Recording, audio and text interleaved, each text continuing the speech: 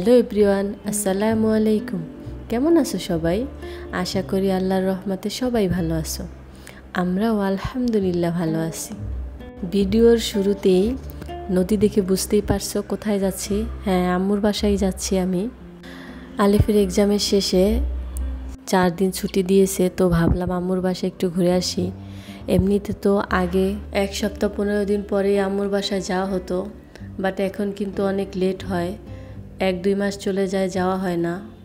বাচ্চাদের পড়াশোনার জন্য ব্যস্ততার মধ্যেই সময় কেটে যায়। আম্মুর বাসায় যাওয়ার পথে এই নদীর পরিবেশটা আমার কাছে অনেক বেশি ভালো লাগে।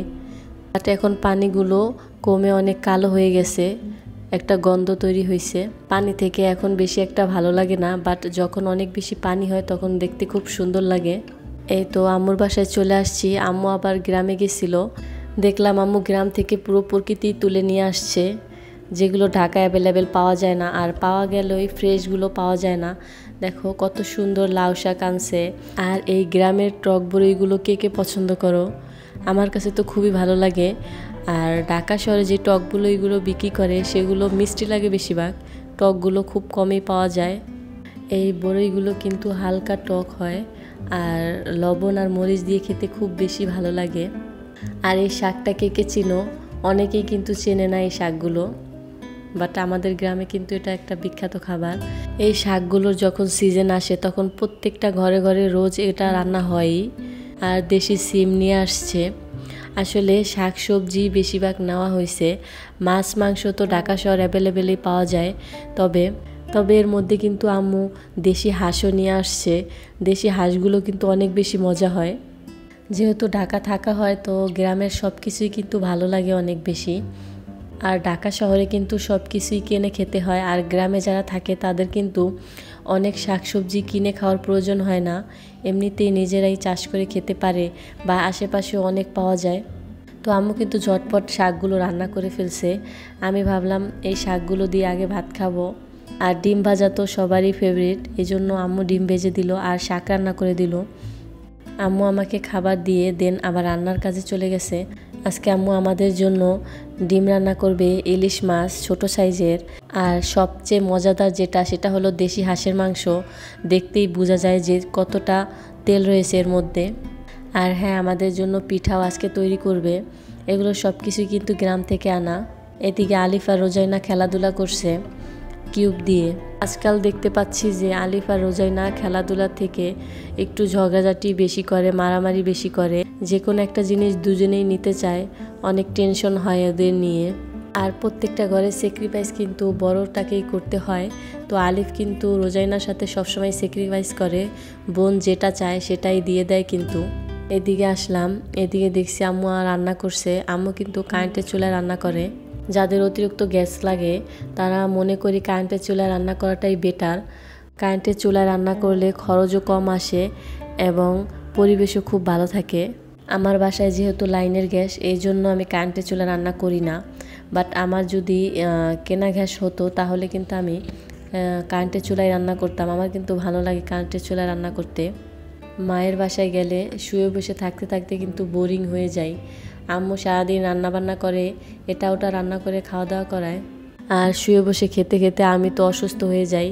এমন কখনো হয় না যে আম্মুর বাসায় গেলে গ্যাসের প্রবলেম হয় না বা পিঠে ব্যথা হয় না। দেখা যায় একদিনেই থাকি আমি, কিন্তু একদিন বিকেলে গিয়ে আবার পরের দিন চলে আসছি। এই একদিনের মধ্যে এটা ওটা অনেক আইটেম তৈরি করে খাওয়ায়। পৃথিবীর প্রত্যেকটা মা বাবাই মনে হয় এরকমই হয়। এখানে তো আম্মু রান্নাবান্না প্রায় কমপ্লিট করে ফেলছে। আম্মু ডিমের কুমড়া, ইলিশ মাছ ভাজা, আর এখন হাঁসের মাংস বসিয়েছে।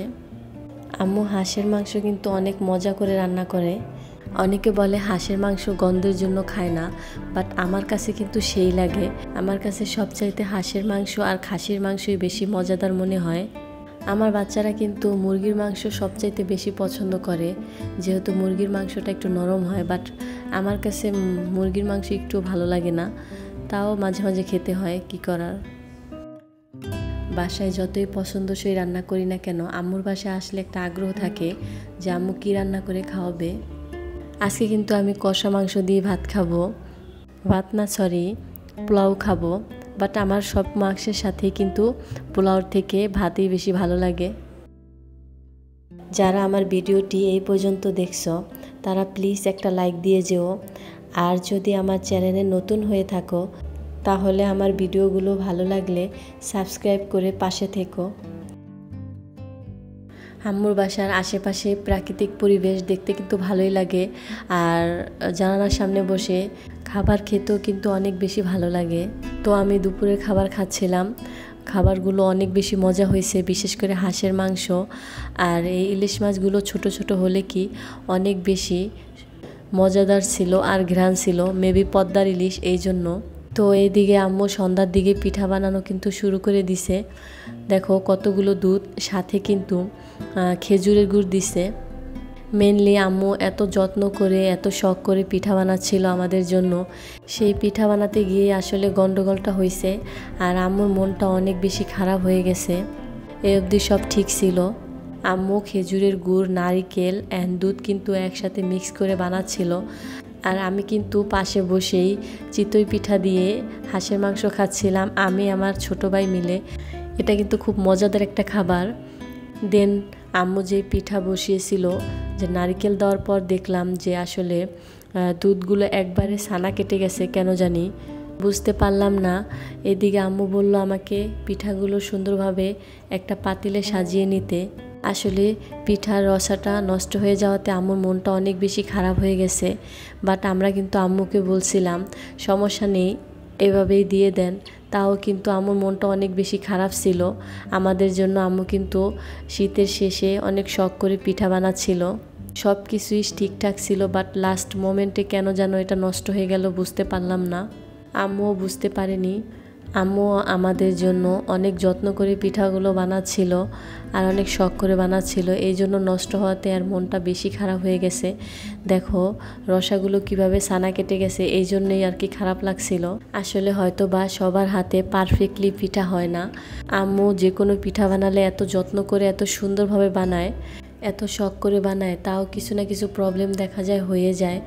আর অনেকে দেখা যায় যে কোনোভাবে পিঠা বানালেও তাদের পিঠা কিন্তু খুব সুন্দর হয়ে যায়। যেমন আমি সবসময় দেখি আমার বোনের শাশুড়ি কিন্তু যে কোনোভাবে পিঠা বানায় আর তার পিঠাগুলো খুব সুন্দর কিন্তু হয়ে যায়। তবে এই রসাটার মধ্যে পিঠাগুলো ভেজানোর পর খারাপ লাগছিল না, মোটামুটি ভালোই লাগছিল। বাট দুধটা কেটে যাওয়ার জন্য একটু টেস্টটা ডিফারেন্ট লাগছিল। আসলে শখ করে কোনো কিছু বানালে যদি নষ্ট হয় তাহলে কিন্তু খুব খারাপ লাগে। আজকের ব্লগটি এই পর্যন্তই, দেখা হবে পরবর্তী কোনো ব্লগে। আল্লাহ হাফেজ।